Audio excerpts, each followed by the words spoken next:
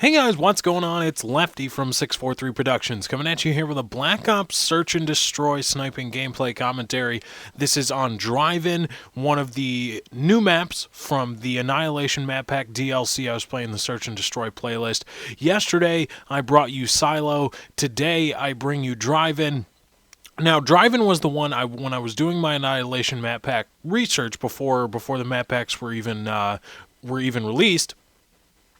Some of the Treyarch developers in a video on CallOfDuty.com were talking about Drive-In, and they showed a few screenshots and a few cinematics from it, and they said they referenced Nuketown when talking about Drive-In, and I don't really, after playing the map, I mean, when I first saw it, I thought, oh, are they going to try to recreate Nuketown? And I was kind of turned off by the idea because I didn't want another Nuketown.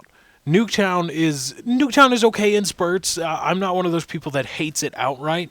It's okay in spurts. At launch, I hated it outright because everybody voted Nuketown all the time. And so I started to hate Nuketown. But now it's okay in spurts. I have no problem with it in spurts, but I don't want another one. And so I was kind of turned off by the idea of Treyarch saying, you know what, hey, let's try to catch that lightning in a bottle again and create another map that everybody or a majority of the community is going to fall in love with. And so when I heard that about Drive-In, I was kind of weirded out by it. But after playing it, like I said in that video where I gave the rundown of the maps to come, we don't know until we play it. And after playing Drive-In, after getting the Annihilation DLC, I can see it's not Nuketown. And so I played it for a while. My first game on it was not the best of experiences. For those of you that are subscribed to Steve Schwint, if you aren't, and by the way, if you aren't subscribed to Steve Schwint, go subscribe to Steve Schwint. But for those of you that are subscribed and have seen his most recent video, he posted a domination gameplay on Drive-In. That was my first time playing Drive-In. I'm in that game, and that was my first time playing it. And it wasn't necessarily a good experience. There was a lot of ghost. There was a lot of silenced ghost. There was a lot of camping in that upper area behind the screen, and there was a lot of that. And couple that with the fact that it was only me, Steve, and Jimmy Brooks, and the rest of the team wasn't doing a whole lot, and you got a recipe for trouble. So I didn't really have the best of experiences. However, after playing Drive-In for a while and getting the feel for it, and when I was learning the map, and again, that was another problem, I guess I didn't really know the map, but here's the thing.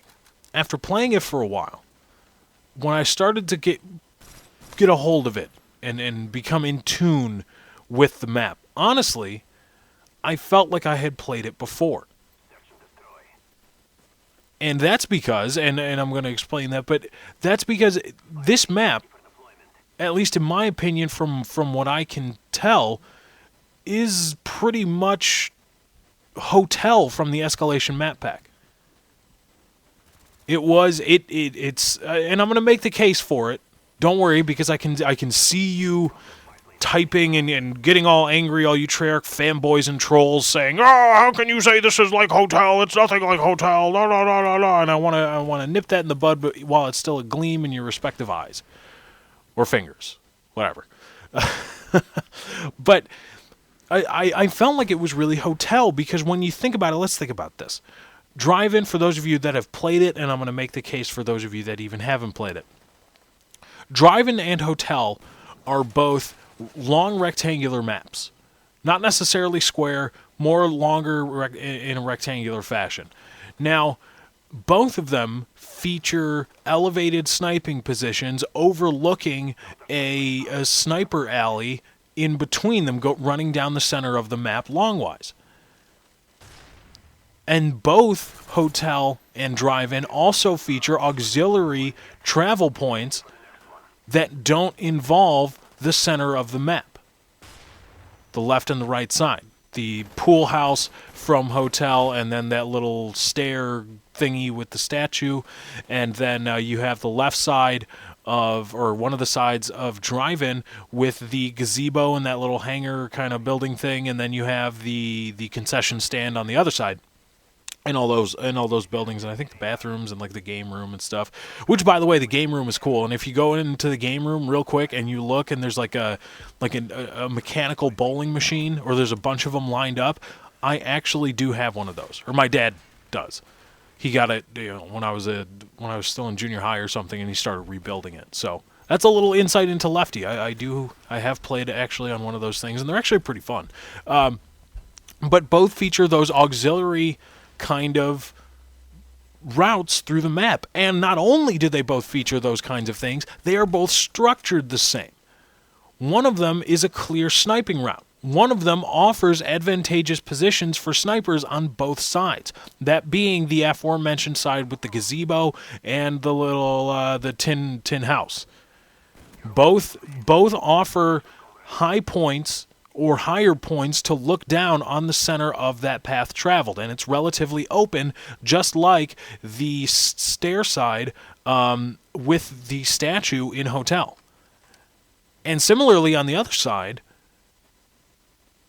on the other auxiliary path in Drive-In, it's a more obstructed, close quarters route that offers many twists and turns and many corners, just like the bathhouse in Hotel, and even more than that. On that close quarters side, on that close quarters path through the map, there's an advantageous sniping point up top that can look down at the center of the map. We're talking here about the corner building in Drive-In that you can climb up to, and that is analogous to the top of the bathhouse in Hotel. Are they in the exact same spot? No. But for all intents and purposes, the Drive-In and Hotel are pretty much the same map. If you put a little bit more, if you put a building, there's a container in the middle of Drive-In. If you put like a little building there, like a little ticket stand or something, this map is Hotel. And there's no way getting around that. I can honestly say that I don't care what you have to say. There's no case you can make where you can say, oh, well, no, it's not really different. It's really different from Hotel. No, this is Hotel. It's the same structure. It plays the same. It has the same elements, the same kind of flow to it, the same nozzles, so to speak, of how to direct the flow of the action. It's almost the exact same map, just with different textures and a different name and a different theme, obviously. Now, that being said, I enjoyed Hotel, and to a certain extent, I enjoyed Drive-In.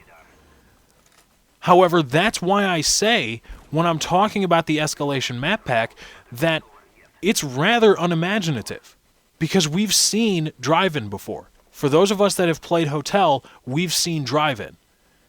And that's why I call it unimaginative and uninspired, and why I'm really not impressed with the work done by Treyarch for this map pack. Now, that being said, there are some things about Drive-In that I do enjoy. Like I said, I enjoy playing it, and part of that reason is I do like the kind of rustic Americana feel. I like when they do that. Convoy, you didn't get a whole lot of that. This time you do, and I think it's pretty cool. I think it's fun. I think it's new and fresh. And also there's a lot of color. Even though it's bland, even though it's kind of dominated by one color, it's as if Treyarch had a meeting and said, "You know what? We need more of on our maps. We need more damn red, damn it." I don't know why they said damn red, but that's how Treyarch works in my mind. That's the kind of company they are, and I'm not going to venture from that point. So there is color. I mean, I'm probably not even going to have to do anything with this in Vegas. I'm just going to up the contrast and see where we are from there. But overall, Drive-In, it's not a bad map. It's just been done before. And while what has been done before is interesting and was fun, it's losing its luster. And to repackage that, to repackage those ideas and slap a price tag on it again, the same price tag, is, I think, not a very good move. And I call that unimaginative and uninspiring. But anyway, guys, that's my time. I got to get out of here. Thank you for joining. Next video, I'm going to try to bring you Hazard and or Hangar 18. Probably Hazard, because I know some of you are going to cry about the negativity or something or anything. But anyway, be sure to follow me on Twitter. The fun doesn't stop here. It's also on Twitter. Go to twitter.com/lefty643. Once again, that's twitter.com/lefty643. Thank you for joining. I hope you enjoyed. I am out. Screw you, little midget bitch. Shut up.